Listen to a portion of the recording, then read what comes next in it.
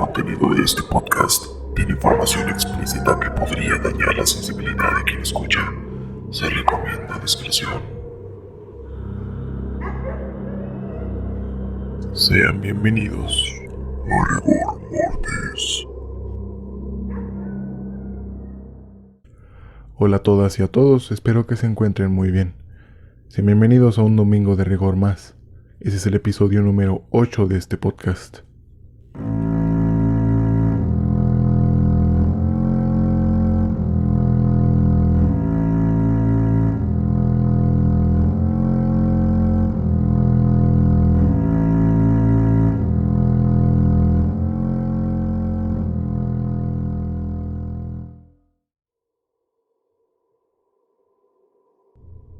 La mayoría de las veces, al ver una anciana, la visualizamos tejiendo, cocinando algún pastel, cuidando de sus plantas o jugando con sus nietos, siendo el centro de atención de todas las reuniones familiares y contando historias fantásticas o interesantes de su vida.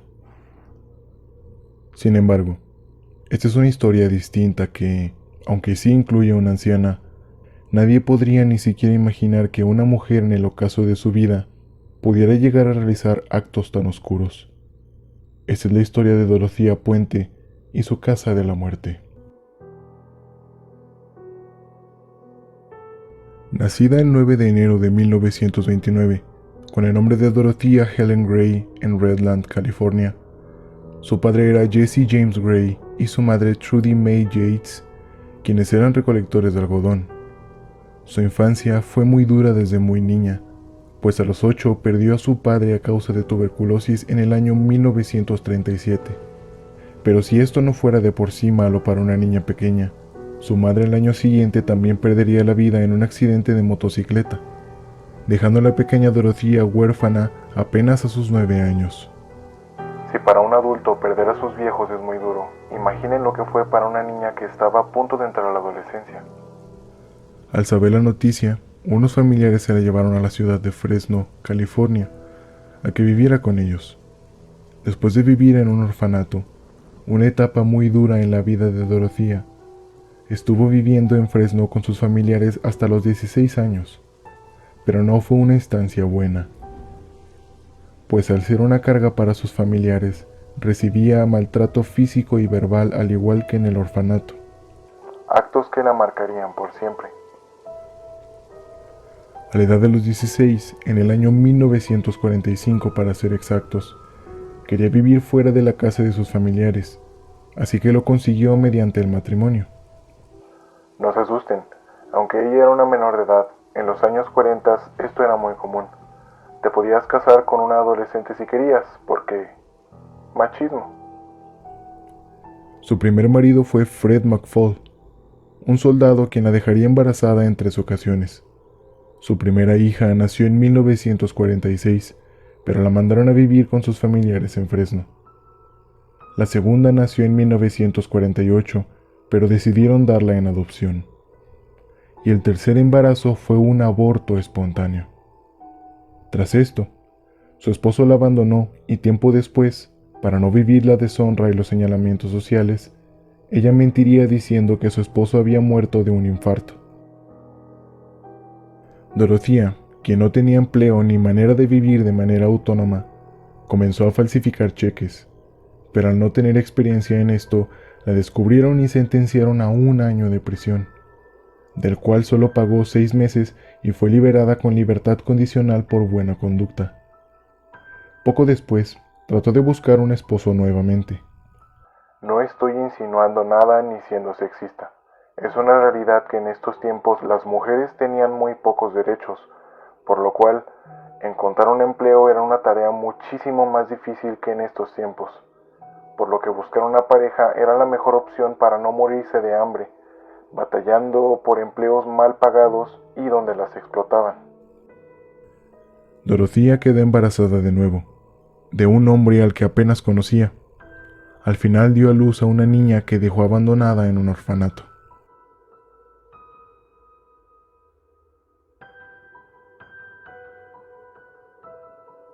Años después, en 1952, se casaría con un hombre de origen sueco llamado Axel Johansson, con quien tendría una relación de 14 largos años.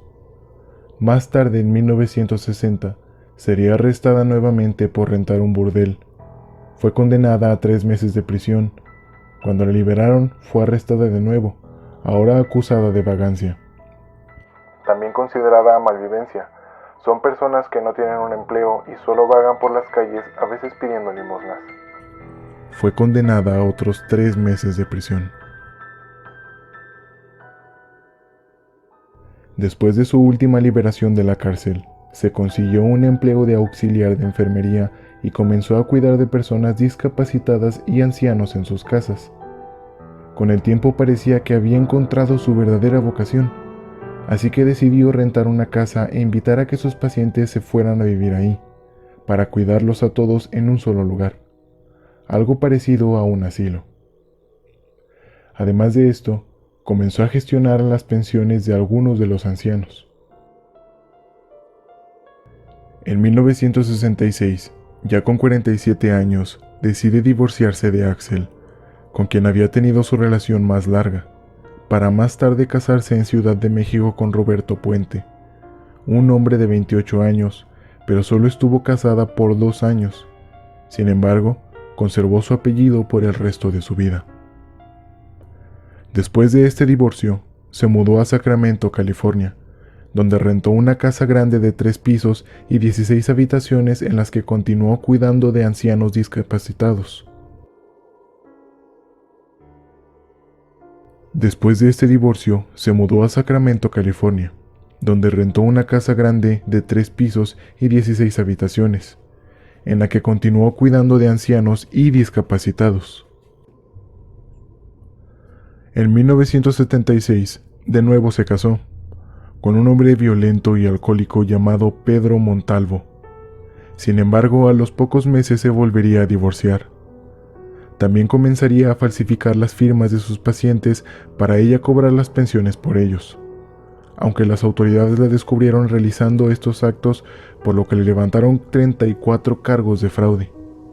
Sin embargo, la dejaron en libertad condicional por la naturaleza de su trabajo, pues aunque tenía un historial delictivo haciendo fraudes y esto último había sido serio, también era muy buena enfermera, por lo que le permitieron seguir trabajando siempre que se reportara con el oficial de policía responsable de su libertad condicional. Sin embargo, pese a la advertencia y su libertad condicional, siguió realizando fraudes sin que las autoridades se dieran cuenta. El negocio de su geriátrico no oficial seguía creciendo, llegando a ocupar todas las habitaciones de la casa. Por lo tanto, tuvo que asociarse con una amiga suya, una mujer llamada Ruth Monroe, quien tenía a su esposo, enfermo terminal, viviendo en la casa al cuidado de ellas dos. Después, en abril de 1982, Ruth se mudaría a vivir a la casa, lugar que compartía con Dorothea, pero falleció a los pocos meses. Ruth tenía 61 años y murió de una sobredosis de codeína y paracetamol. Dorothea después le comentó a las autoridades que su amiga se encontraba muy deprimida porque su esposo estaba próximo a su muerte por su enfermedad. Las autoridades, al encontrar las sustancias en su cuerpo después de la autopsia, cerraron el caso como suicidio. Después de eso, el esposo de Ruth también falleció debido a su enfermedad. Tiempo más tarde, uno de los inquilinos, Malcolm Mackenzie, denunció a Dorothea por haberlo drogado y robado dinero mientras él se encontraba drogado. Dorothea se declaró culpable y fue sentenciada a 5 años de prisión el día 18 de agosto de 1982. En su estancia en prisión, convivía con un hombre de 77 años, Everson Gilmouth, quien la fue a buscar cuando salió de prisión en 1985. El hombre se fue a vivir con ella a su geriátrico. En noviembre de 1985, contrató a un hombre para que le cambiara el suelo de madera de toda la casa. Por el trabajo, Dorothea le pagó $800 y le dio un coche que era de su novio que se encontraba de viaje en Los Ángeles. Le mencionó que ya no lo necesitaba. Asimismo, le encargó hacer un arcón para guardar libros y cosas por el estilo. Cuando le terminó el arcón, Dorothea le dijo que la esperara, que iba a guardar unas cosas dentro y que le ayudara a llevarlo a un sitio. Sin embargo, cuando iban en camino, Dorothea le mencionó que solo guardaba basura, así que la tiraron en un vertedero ilegal a un lado de un río. El arcón contenía el cuerpo sin vida de Everson.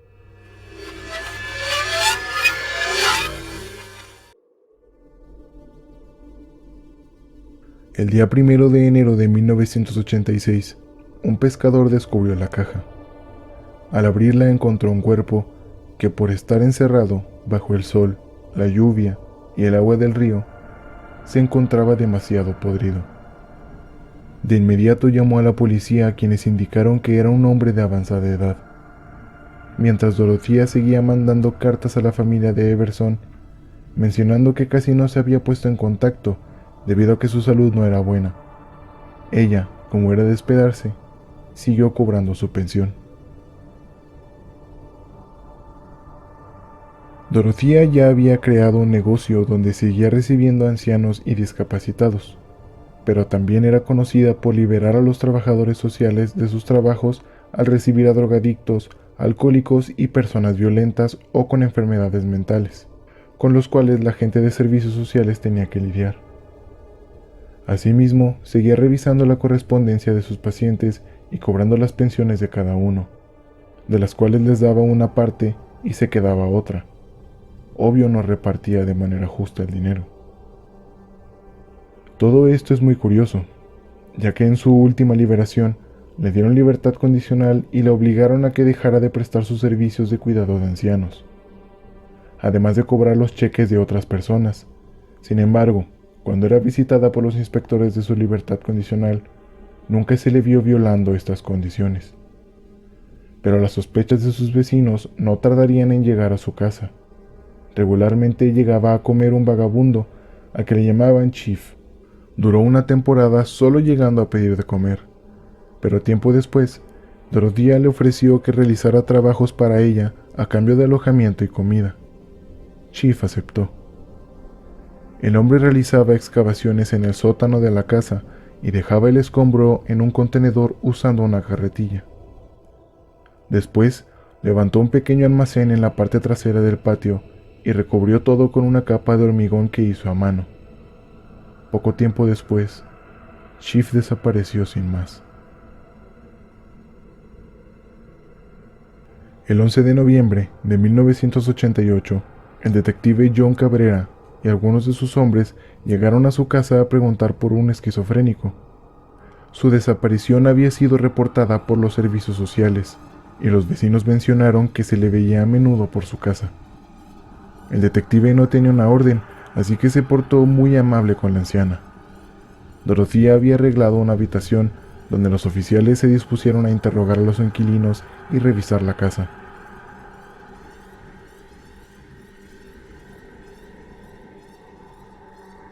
Al revisar la misma, la policía encontró un montón de tierra que había sido removida hace poco en el patio cubierto por mucha hierba. La policía empezó a cavar en la tierra blanda, mientras que Dorothea se invadía de miedo cual metástasis. La policía, a los pocos metros de haber cavado, encontró el cuerpo de una mujer. Era una inquilina de la casa. Después se identificó que era Leona Carpenter.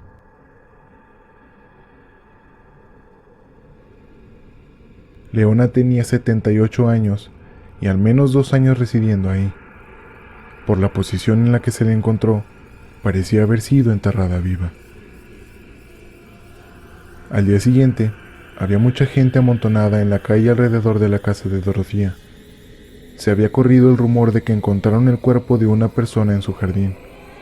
Además de vecinos y curiosos, también estaban los medios de comunicación.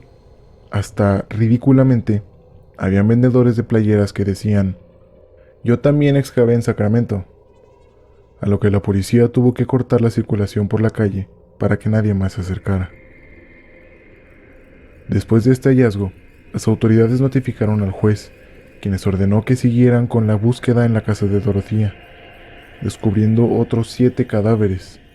Un cuerpo tenía las piernas separadas de la cadera y todos mostraban rastros de haber consumido cantidades excesivas de medicamentos. Además, el cuerpo de Chief también estaba enterrado junto a los demás. Su nombre era Ben Fink. Después, en un movimiento de incompetencia y estupidez policial, Dorothea no era considerada sospechosa y se le permitía entrar y salir de su casa a su antojo. Además, en una ocasión salió de su casa diciendo que iba a tomarse un té con una amiga. Usó esta excusa para fugarse a Los Ángeles. Una vez ahí, intentó entablar conversación con una víctima potencial, un anciano quien la reconoció de los periódicos y notificó a las autoridades, quienes la llevaron de vuelta a Sacramento para juzgarla. Fue acusada de 9 asesinatos, 8 por los cuerpos encontrados en su jardín y uno más por su amigo Everson Gilmuth, a quien asesinó y tiró su cuerpo en un arcón al pie de un río. La evidencia mostraba que el último lugar donde estuvo vivo fue en su asilo improvisado, y Dorothea, hasta la fecha de su detención, seguía cobrando los cheques de su pensión. El juicio inició en octubre de 1992 y terminó un año después porque en varias audiencias el jurado siempre empataba en número de decisiones de culpable e inocente, por lo que al final el juez llegó a la decisión de que el jurado era incapaz de declarar un veredicto, aplicando una ley en base a la declaración de Dorothea, condenándola finalmente a cadena perpetua sin posibilidad de libertad condicional. Dorothea Puente, la asesina de ancianos y lisiados, al fin había sido capturada. En declaraciones de Dorothea, mencionó que ella solía acercarse a sus víctimas, ancianos, lisiados, drogadictos o alcohólicos, lavándoles el cerebro con promesas de estar mejor en un lugar que ella administraba, donde tendrían un techo y comida todos los días, ilusionando a decenas de personas, haciéndoles creer que les ayudaría a pasar sus últimos días tranquilos y bien cuidados, cuando todo lo que deseaba era robarles su dinero, y si se daban cuenta, asesinarlos con una sobredosis de medicamentos. Además, sus perfiladores mencionaron que ella a lo largo de su historia había creado esas conductas antisociales, donde no solo le hacía daño a los más vulnerables, sino que en verdad sentía que la gente le debía eso por el pasado tan difícil que tuvo al no recibir atención que solo se agravó con el paso del tiempo. Esta conducta antisocial se refuerza por su costumbre de ir brincando entre parejas a todo lo largo de su vida, casándose y divorciándose constantemente, lo cual refleja una incapacidad de compromiso con responsabilidades u obligaciones, rasgo de este trastorno de conducta. Además que, Dorothea se encargó de borrar toda sospecha obvia, pues se había convertido en la benefactora de la ciudad de Sacramento, involucrándose en la vida política de la ciudad. Con este estatus y su imagen de anciana dulce y excesivamente amable, se encargó de que nadie sospechara de sus oscuras intenciones. Es un contraste bastante marcado entre los actos de Rodney Alcala y Dorothea Puente, pues aunque ambos tienen el mismo trastorno de conducta, los actos de Rodney eran completamente agresivos, mientras que Dorothea manipulaba a sus enfermos para aprovecharse de ellos. Sin embargo, en ambos casos, las personas no son capaces de detectar qué está bien y qué está mal, y en caso de hacerlo, lo ignoran completamente. Pero una sola anciana no podía llevar al jardín y enterrar tantos cuerpos en el mismo, por lo cual también fue detenido Mervyn John Macaulay, inquilino de la Casa de la Muerte, pero al no haber suficiente evidencia que lo relacionara con los asesinatos, fue liberado poco después, siendo Dorothea la única culpable y sin cómplices encarcelados.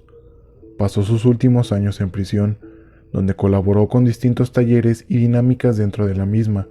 Incluso sacó un libro de cocina llamado Cooking with a Serial Killer, o Cocinando con una asesina serial, ganando unos cuantos dólares de manera honesta por primera vez en su vida, irónicamente en el ocaso de sus días. Dorothea Puente finalmente falleció el día 27 de marzo de 2011, a los 82 años. Elisa Lam fallecería meses después en ese mismo año, también en California. Dorothea nunca se declaró culpable. Hasta el día de su muerte negó de manera rotunda todo conocimiento sobre los asesinatos y los cuerpos enterrados en su jardín, a quienes asesinó silenciosamente con medicamentos y se aprovechó de personas indefensas, dándoles falsas ilusiones en el momento donde más necesitaban un rayo de luz. De nuevo, una víctima de circunstancias por las cuales no tenía ningún control, pues al igual que Rodney Alcala, tuvo la falta de no uno, sino ambos padres, siendo más traumático por la corta edad que tenía, al crecer tan vulnerable, asustada, desconfiando de todos y en los tiempos en los que nació. El ser una huérfana la convertía en un ser aún más vulnerable. Nada le daba el derecho de hacer lo que hizo, pero lo que causó su trastorno fue lo mismo que con Rodney Alcala, una infancia sin padres, obligándolos a sobrevivir en un mundo hostil y cruel, sin el abrigo ni cuidados de las personas en las que más podrían confiar, sin una familia, destinados a una infancia robada desde el inicio.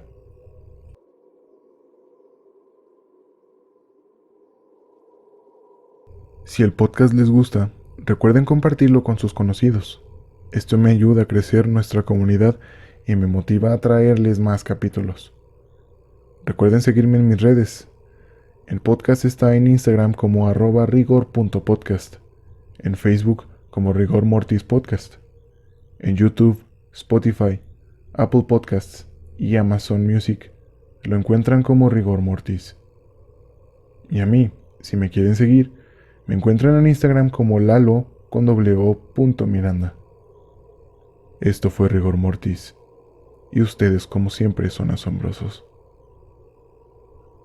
Hasta la semana que viene.